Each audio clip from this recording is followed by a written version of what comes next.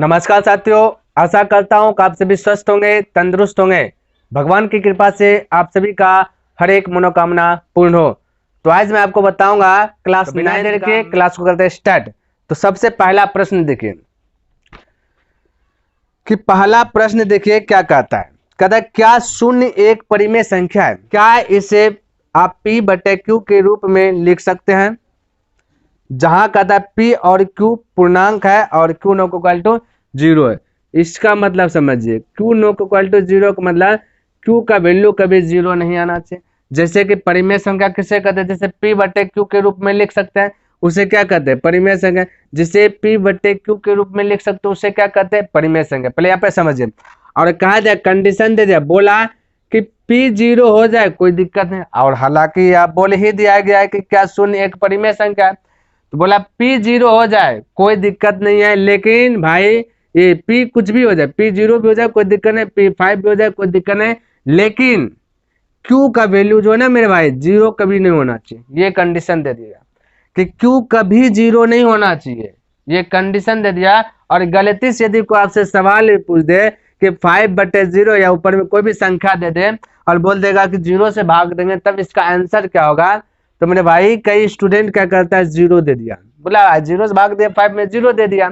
तो लेकिन ये जो है 100 में 100% गलत है, रॉन्ग हो जाता है। और बहुत लोग जो है कि गलत कर बैठते हैं। यदि नहीं विश्वास होता है आप पूछ भी सकते हैं, किसी से ट्राई भी मार सकते हैं।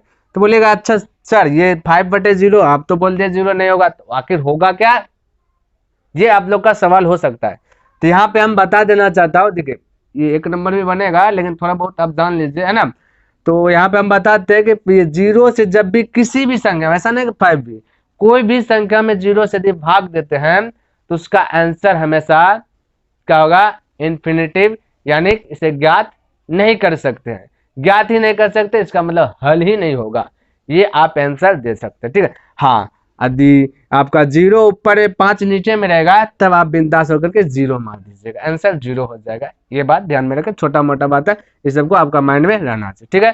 तो यहाँ पे सिलेबस पर हम बात कर रहे थे चर्चा, तो यहाँ पे देख लीजिए, है ना, क्या सिलेबस में क्या कहता है। शून्य एक परिमेय संख्या, तो परिमेय संख्या यानी कि 0 बटा ये Q के स्थान पे कुछ भी आ सकता है। Q के स्थान पे 1 आ जाए, 2 आ जाए, या 3 आ जाए, 4 आ जाए, 5 आ जाए, कुछ भी आ सकता है। मान लेते हैं 7 आ जाए, तो कोई बोल सकता है कि भाई 0/7, बहुत राइट बात है। कोई बोल सकता है कि नहीं हम 0/-7 लेंगे, वो भी सही है। कोई बोल सकता है नहीं हम ऐसा करेंगे, ऊपर में भी ये ले लेंगे, ये हम ऐसा इस प्रकार से भी लिख सकते हैं माइनस को, बोले ठीक है आपका भी सही। लेकिन मेरे भाई जब नीचे में कोई संख्या रहे ऊपर में 0 रहे तो वो परिमेय संख्या ही होगा, क्योंकि उसका कहना ही है।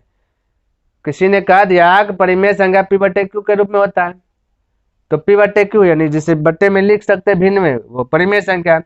तो बोला शून्य परिमेय संख्या है, तो मेरे भाई शून्य परिमेय संख्या, बोले कैसे?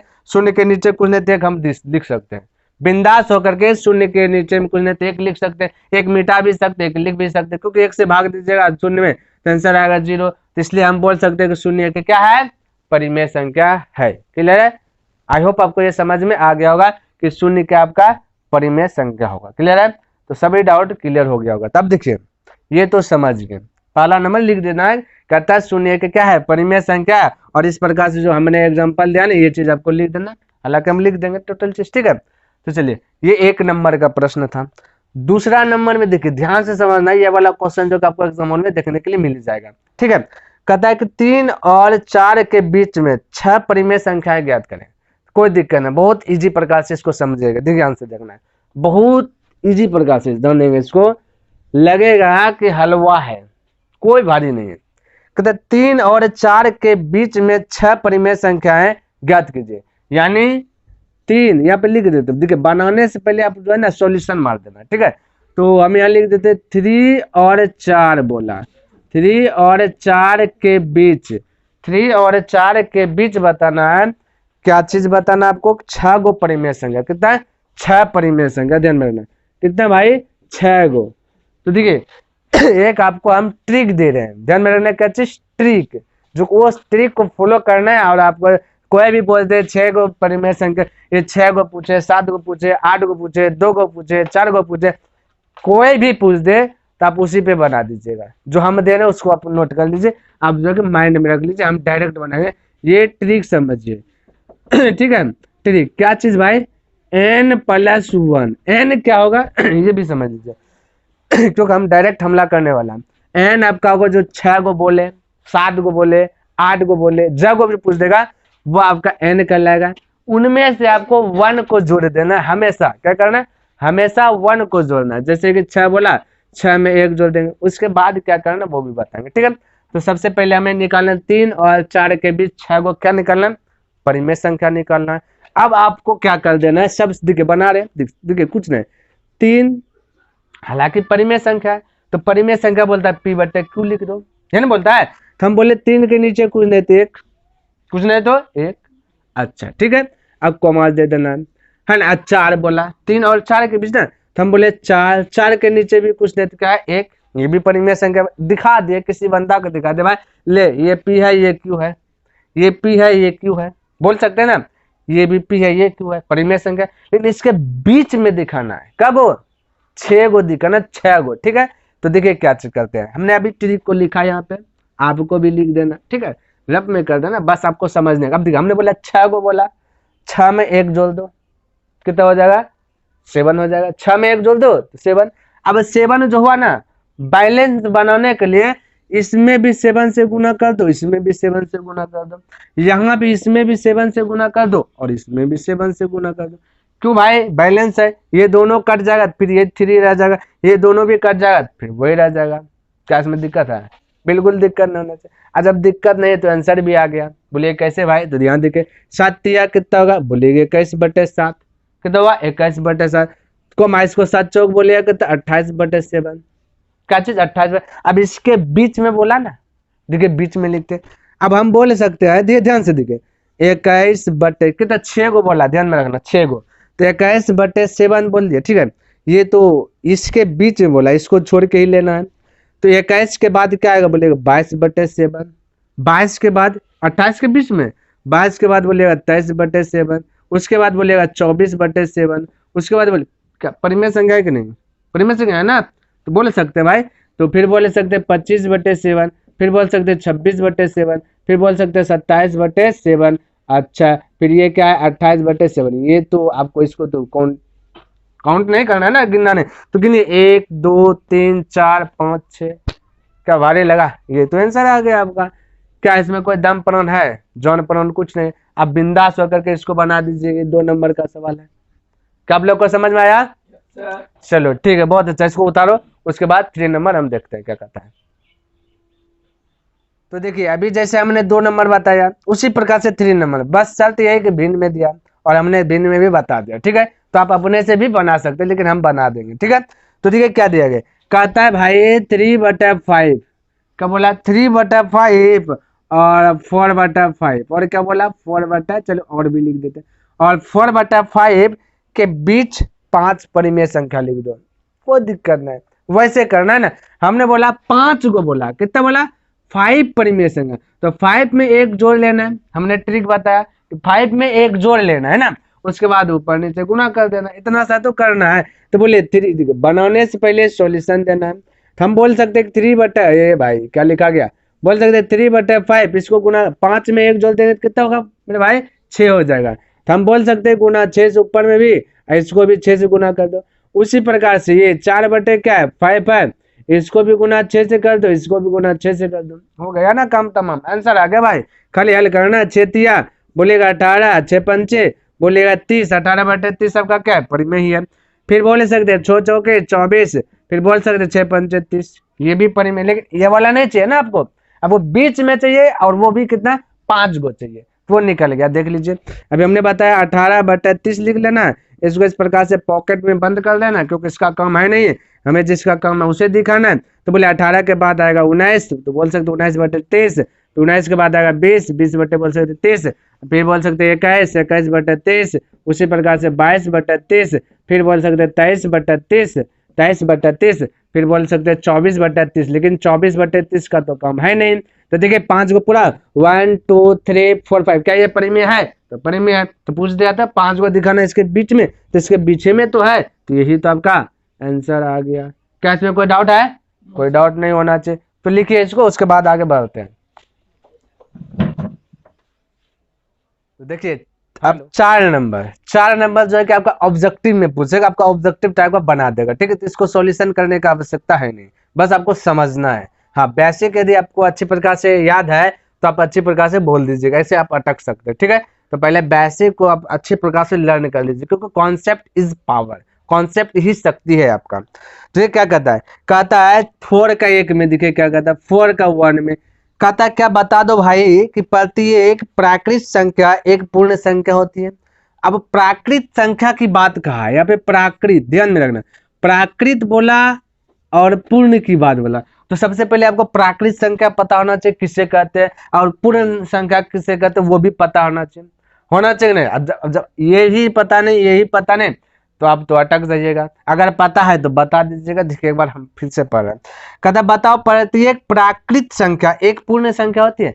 कहता ये जो है ना भाई, ये वाला भी होता है क्या। अब प्राकृत संख्या के ऊपर एग्जांपल देखेंगे। प्राकृत संख्या कहता है कि जिसको गिन सकते हैं, एक दो गिनती गिनने वाले संख्या प्राकृत संख्या होता है। तो 1 2 3 4 इसे पूरा डॉट डॉट जाते रहेंगे। अच्छा, पूर्ण संख्या किसे कहते हैं।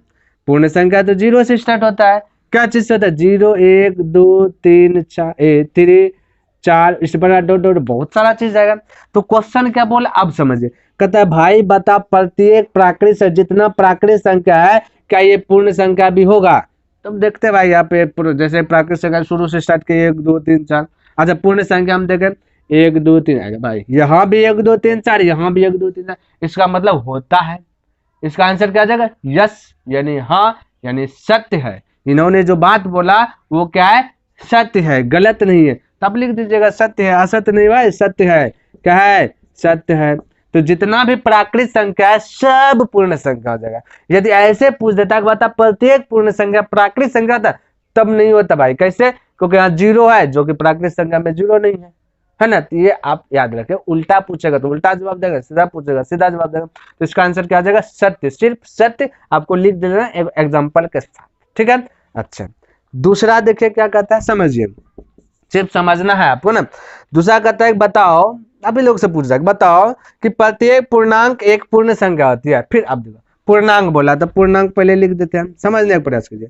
पूर्णांक, और फिर पूर्णांक के बाद बोला पूर्ण। तो ध्यान से देखिए, पूर्ण, अभी आपने पूर्ण संख्या का एग्जांपल भी देखा। अब पूर्णांक संख्या आपको याद ही नहीं है तो आपसे तो डगमगा जाइएगा। तो सबसे पहले आपको पूर्णांक संख्या याद करना चाहिए, है ना। तो लिंक दे दिया, उसको देख लीजिए, अच्छा प्रकार से आपको बता दिया, ढेरी चीज बताया। तो पूर्णांक और पूर्ण, तो सबसे पहले पूर्णांक का एग्जांपल हमने यहाँ पे लिखा है एक बार, और यहाँ पे भी लिख देते हैं। जैसे पूर्ण संख्या आता है 0 से 1 2 3 4 dot dot dot, lakh crore 2 crore 10 को जितना लिख सकते हैं आपका मर्जी है, ठीक है ना। अच्छा, पूर्णांक संख्या क्या कहता है भाई, प्लस भी दे दो माइनस भी दे दो, प्लस भी दे दो माइनस भी दे दो। अब पूर्ण संख्या कहता है ना, हम माइनस में नहीं देंगे, हमें सिर्फ प्लस वाला ही चाहिए, सिर्फ अपना ही धन चाहिए, कर्जा लेना नहीं चाहता है। पूर्ण संख्या कर्जा लेना नहीं चाहता है। पूर्णांक संख्या वाला कर्जा भी हो जाए कोई दिक्कत नहीं, नहीं भी है तो कोई दिक्कत नहीं, ये दोनों में कंडीशन में रहना पसंद करता है। तो ये हम बोल सकते हैं ना, जैसे हम बोल सकते हैं ये -4 बोल सकते हैं, -3 बोल सकते हैं, -2 बोल सकते हैं, -1 है ना, -1 फिर 0 1 2 3 4 इसी प्रकार डॉट डॉट बहुत सारा जाएगा। तो ये आपका पूर्णांक संख्या का एग्जांपल है। पूर्णांक संख्या माइनस में भी रहता है, प्लस में भी रहता है, पूर्ण संख्या सिर्फ प्लस में रहता है। अब क्वेश्चन पढ़ते एक बार और, ठीक है, आपका कॉन्सेप्ट क्लियर हो जाएगा। कहता प्रत्येक पूर्णांक एक पूर्ण संख्या। कहता है भाई बताओ पूर्णांक संख्या जो है क्या ये पूर्ण संख्या होगा। तो भाई प्रत्येक पूर्णांक संख्या पूर्ण संख्या पूछा है, तो पूर्णांक संख्या तो माइनस है, इसमें का माइनस दिख रहा है कहीं पे, बताओ आप लोग, नहीं ना दिख रहा है, ये तो प्लस वाला घर है खाली, ये खाली प्लस, ये बोला प्लस माइनस दोनों, तो यहाँ तो माइनस है ना, तो पूर्ण संख्या तो प्लस ही रहना पसंद करता है। बोला होता है, कहता प्रत्येक पूर्ण संख्या पूर्ण संख्या होगा, नहीं होगा भाई, नहीं होगा, नहीं होगा, ये असत्य है, क्योंकि अब माइनस है जो कि पूर्ण संख्या आपका माइनस में होगा नहीं। अगर बोल दिया कि बता पूर्णांक संख्या जितना है सब पूर्ण संख्या हो जाएगा, कभी नहीं होगा, माइनस मतलब होगा ही नहीं, सिर्फ प्लस वाला होगा, ठीक है। तो इसका आंसर क्या आ जाएगा, असत्य है, दिया गया कथन असत्य है। क्लियर, तो ऐसा करते ये भी आपको समझ में आ गया होगा। आज 3 नंबर देखते क्या कहता है। कहता प्रत्येक परिमेय संख्या एक पूर्ण संख्या होती है, ये बोल दिया। तो इसको हम बताते हैं, पहले आप क्या कर दीजिए उसको उतार लीजिए, ठीक है। तो देखिए लास्ट बचा, इसको भी देख लेते हैं। कहता प्रत्येक परिमेय संख्या एक पूर्ण संख्या होती है, यानी कि ये है आपका परिमेय संख्या। क्या है? परिमेय। ये है आपका पूर्ण संख्या। पूर्ण संख्या का एग्जांपल अभी हमने बताया कि पूर्ण संख्या 0 से स्टार्ट हो जाता है, जहां तक जा सकता है आपका मर्जी है। और परिमेय संख्या को यानी बटे में लिख सकते हैं, जैसे 1/2, 2/3, 4/7, इस प्रकार से। तो बोला कि जितना परिमेय संख्या है ये पूर्ण संख्या होगा?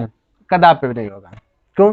क्योंकि परिमेय संख्या बटे में लिखा गया और ये इस बटे में नहीं लिखाएगा, ये तो बटे में नहीं, 1 2 3 4 5 6 इस प्रकार से गिनती गिनने वाला संख्या है, इसलिए ये जो है आपका डायरेक्ट बोल सकते हैं असत्य है, क्योंकि ये जितना भी परिमेय संख्या है वो पूर्ण संख्या नहीं हो सकता। क्लियर है? तो आशा करता हूँ कि आपको प्रश्न वाले 1.1 अच्छे प्रकार से समझ में आ गया होगा। यदि पसंद आए तो लाइक कर दे, और यदि सब्सक्राइब नहीं किए तो सब्सक्राइब कर दे, क्योंकि ऐसे ऐसे वीडियो आपको इस चैनल पर देखने के लिए मिलेगा। तब तक के लिए धन्यवाद। जय हिंद, जय भारत।